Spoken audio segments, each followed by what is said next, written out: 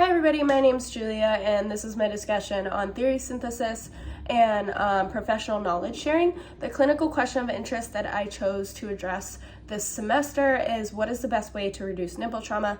Some contributing factors and concepts to this clinical issue is women and mothers who frequently breastfeed, skin issues, and lack of knowledge and education on the topic. So my concept map and my final theory-informed conceptual map, I all did by hand, so I'm going to include them in the bottom in my discussion. I really think that my clinical question is so important because there are a lot of breastfeeding mothers in the world, and these breastfeeding mothers frequently, very commonly experience nipple trauma and nipple pain. Breastfeeding alone is a challenging and frustrating process sometimes. So individuals who are breastfeeding, especially ones that are experiencing complications such as trauma and pain, they're going to need a lot of support. When I was researching my clinical question, I did find some contraindicating information from a medication called Lanolin. I did find that some researchers found positive results from this and others did not. But all around, I did find positive results from more natural remedies such as coconut oil and heat. I think that so I ended up using Kolkaba's theory of comfort. I think that this theory is appropriate to use to address my clinical question and links to my clinical question because, again, breastfeeding mothers, this is really just a population that needs a lot of support and comfort.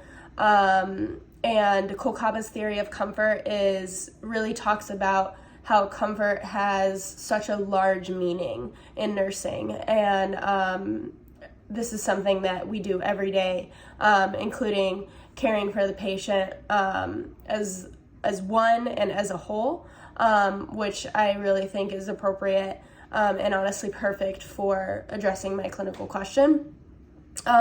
So for my theory-informed map, this is the theory that Kolkaba herself made. I have it here so I could explain it to you. This is what it looks like. I'll again post it below. So first she talks about the healthcare needs of the patient or family. So this can be something as simple as getting a glass of water to really emotionally supporting a patient or a family member if they're going through a tough time, if they're frustrated. She connects this with comforting interventions. So this can be a calm environment. This can be warmth. This can be anything that meets the needs of the patient or the family. Kolkaba connects this with intervening variables, which an intervening variable is a factor that is not likely to change, such as, say, social status, like social support that the patient has. These are all added together and then connected with enhanced comfort. So that's kind of like I was talking about earlier. She really just talks about how comfort has such a large meaning. Caring for the patient is one in holistic care. This goes both ways with health-seeking behaviors. These are behaviors that are targeted towards a positive health outcome. And I took out peaceful death, so just ignore that. I don't think that, in my opinion, this does not apply to my clinical question. But the health-seeking behaviors is then connected with an internal behavior. This is a behavior that is a result of a negative emotion. And then an external behavior is a behavior that is directed to an external environment. And then back to health-seeking behaviors, this goes both ways with institutional integrity, and then same with best policies and practices. So when I think of this, I think of hospital policy, I think of caring for the patient as best as the healthcare team can, and giving the best possible care that one can to its patients. So that's Kolkaba's theory-informed map. I hope it helps you guys understand a little more. My greatest aha moment when I linked my clinical question concepts, theory, and implementation, I guess I would say I'm not a mother personally, but when I was researching this, I didn't realize how much care and comfort the breastfeeding mothers need. They probably have a lack of sleep.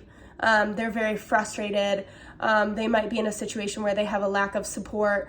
They really need a lot of comfort from their healthcare team, from their nurse. And I guess that's kind of when I understood and I kind of clicked to that Kolkata's comfort theory is absolutely perfect for my clinical question.